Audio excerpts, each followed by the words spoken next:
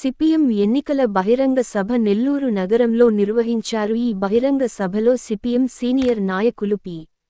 మధు గారు మరియు రాష్ట్ర కార్యదర్శి వర్గ సభ్యులు రమాదేవి గారు, అభ్యర్థి మూలం రమేష్ గారు మరియు కాంగ్రెస్ నాయకులు, ఇతర సిపిఎం నాయకులు పాల్గొన్నారు. బాగా ఆదాయం ఉన్నటువంటి వాళ్ళకి ఒక రేటు, ఒక మోస్తున్న వాళ్ళకి ఇంకో రేటు, అంతకంటే తక్కువ ఉన్న వాళ్ళకి ఇంకో రేటు పెట్టి ఈరోజు విద్యుత్ బిల్లులు వస్తా ఉన్నాయి. ఇప్పుడు అట్టు కాదు, రాబోయే రోజుల్లో నేను చెప్తున్న బాధ్యత కలిగినటువంటి కమ్యూనిస్ట్ పార్టీ మార్క్సిస్ట్ కార్యకర్తగా నేను చెప్తున్నా మీకు అందరికీ, రాబోయే రోజుల్లో కరెంటు ఉత్పత్తికి ఒక యూనిట్ ఉత్పత్తికి 7.5 రూపాయలు అయితే, లేదా 11 రూపాయలు ఒక సీజన్లో అవుతుంది, 7.5 రూపాయలు ఒక సీజన్లో అవుతుంది, 14 రూపాయలు ఒక సీజన్లో అవుతుంది. కరెంటు ఉత్పత్తి సీజన్ బట్టి రేటు పెరుగుతూ ఉంటుంది. ఎంత రేటుకు ఉత్పత్తి అవుతుందో అంత రేటు మనం అందరం చెల్లించాలి. అది చట్టం, బీజేపీ చట్టం. ఆ చట్టాన్ని ఈ బుడబొక్కల గవర్నమెంట్ ఆ చట్టాన్ని తీసుకొచ్చింది ముందుకి, దాన్ని సంతకం పెట్టాడు, మీటర్లు పెడుతున్నాడు. అందుకని మేము మనం చేస్తున్నాం మిత్రులారా, ఈ ఎన్నికల్లో మేము నిలబడి కమ్యూనిస్ట్ పార్టీ మార్క్సిస్ట్ పక్షాన్ని ఇక్కడ నిలబడి, ఇదిగో ఈ పెట్టుబడిదారులకి, పెద్ద పెద్ద కోటీశ్వరులకి జగన్మోహన్ రెడ్డి లొంగిపోయాడు. జగన్మోహన్ రెడ్డి ఆయన మీద ఉన్న కేసులకి ఆయన అరెస్ట్ చేయకుండా బెయిల్ ఇచ్చి 5 ఏళ్ల నుంచి కాపాడినందుకు ఆ బీజేపీ వాళ్ళ కాళ్ళు పట్టుకొని ఇప్పుడు దాకా వదిలిపెట్టట్లా. ఆ బీజేపీ వాళ్ళు మన చెన్నూరుపేటలో మీటింగ్ పెట్టారు, తెలుగుదేశం, జనసేన, ఆ బీజేపీ, నరేంద్ర మోడీ అందరూ కలిసి చెన్నూరుపేటలో మీటింగ్ పెట్టారు అలయన్స్ ప్రకటన చేయడానికి. ఆ మీటింగ్ లో ఈ జగన్మోహన్ రెడ్డికి వ్యతిరేకంగా ఒక మాట మాట్లాడిన ప్రధానమంత్రి, తెలుగుదేశం ఓటేమని చెప్పిన ప్రధానమంత్రి. ఇది ఎట్టాటి గవర్నమెంట్, ఇది ఎట్టాటి ముఖ్య ప్రధానమంత్రి.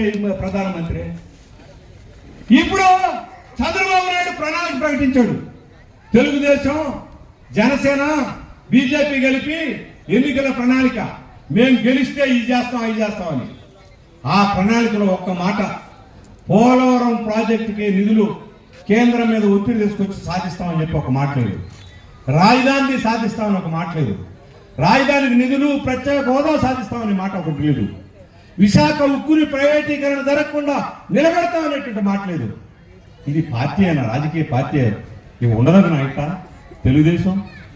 అందుకనే మేము మనం చేస్తాం. ఈరోజు చాలా మందికి అర్థం కావట్లేదు. ఈరోజు కమ్యూనిస్ట్ పార్టీ మార్క్సిస్ట్ ఈరోజు రాష్ట్రంలో ఈ ఎన్నికల్లో పోరాడుతుందనంటే ఈ బీజేపీ యొక్క మొదలష్ట పరిపాలనకు వ్యతిరేకంగా ఈ వైఎస్ఆర్ పార్టీ, తెలుగుదేశం వీళ్ళిద్దరూ పూర్తిగా లొంగిపోయారు. కాబట్టి ఆ లొంగుబాటుని ఎదిరించడం కోసం ఈరోజు కమ్యూనిస్ట్ పార్టీ మేము గర్వపడుతున్నాం. ఈరోజు ఈ ఎన్నికల్లో సోదరులారా, వేదిక ఉన్నటువంటి మన మాజీ రాష్ట్ర కార్యదర్శి, పార్లమెంట్ సభ్యులు, అదేవిధంగా మన రాష్ట్ర కార్యదర్శి వర్గ సభ్యురాలు రమాదేవి గారు,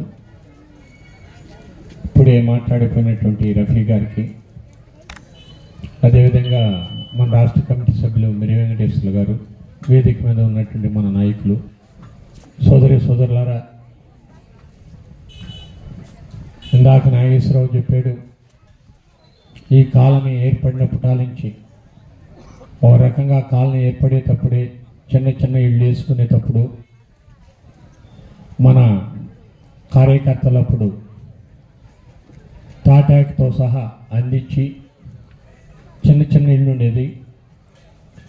వాటికి సహకారం అందిస్తూ బయట నుంచి రైసు సేకరించి ఇక్కడే వంటలు వండి అందరూ ఇల్లు కట్టేదాకా నైట్లు కూడా ఇక్కడే ఉండి వాళ్ళక ఈ కాలనీ ఏర్పడేటప్పుడు సహకారం అందించడం జరిగింది. రెండోది, ప్రతి ఇంట్లోనూ ఎవరైనా ఏదైనా చిన్న ఫంక్షన్ అయినా కానీ,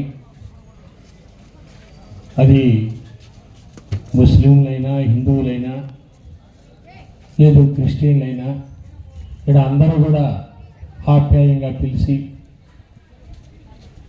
ఆ విధంగా ఈ ప్రాంతంలో ప్రజలతో మమేకమైనటువంటి పరిస్థితి నాకు ఉంది. అట్లాగని అందరూ కూడా నాకు ఆ విధంగా సహకారం అందిస్తుంటారు.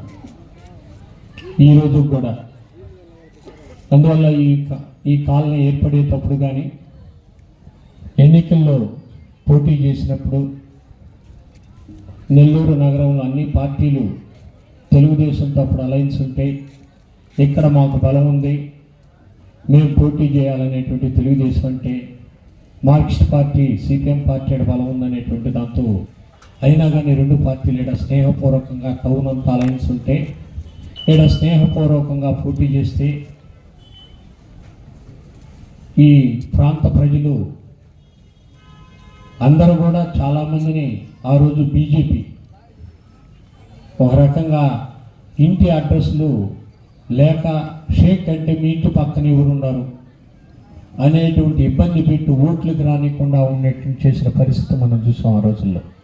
అయినా కానీ వాటిని అన్నిటిని తట్టుకొని మొత్తం వివరాలు చెప్పి మన పార్టీని ఆ రోజు గెలిపించారు.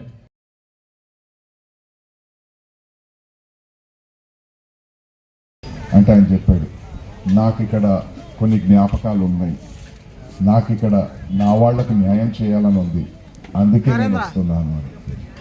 మీరు ఆలోచించండి, రమేష్ గారికి మీరు ఓటు వేయాలి అసెంబ్లీ పరిధిలో, అండ్ ఎంపీగా కుప్పల రాజు గారికి వేయాలి.